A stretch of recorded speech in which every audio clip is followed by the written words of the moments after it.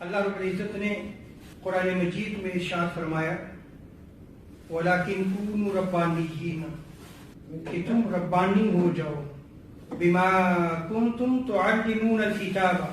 اس سبب سے کہ تم کتاب سکھانے والے ہو، کتاب کی تعلیم دینے والے ہو، وَبِمَا كُنْتُمْ تَدْرُسُونَ اور اس لیے کہ تم اس کتاب کو پڑھتے ہو۔ اس آیت کریمہ میں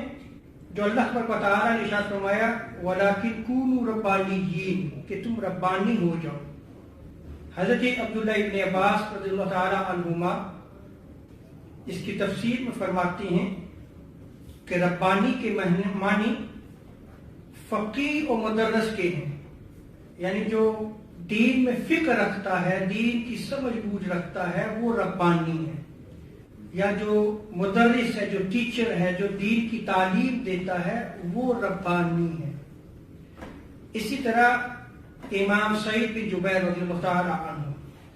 وہ بیان کرتے ہیں کہ جو اللہ تبارک و تعالیٰ نے قرآن مجید میں ارشاد فرمایا وَلَكِنْ كُونُوا رَبَّانِيِّينَ کہ تم ربانی ہو جاؤ، اس ربانی سے مراد وہ فقیہ عالم دین ہے کہ جس کے پاس دین کا علم ہے۔ اب یہاں پر یہ یاد رکھ لیں کہ اللہ تبارک و تعالیٰ کے جو اولیاء ہوتے ہیں، جو ولی ہوتا ہے، اس کے لیے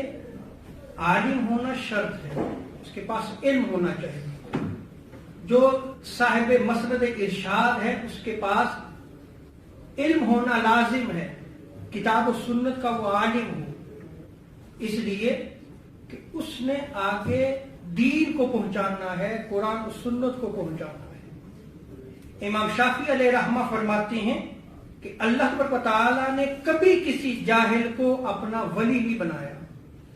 کہ جاہل ہو اور ولی ہو، ایسا نہیں۔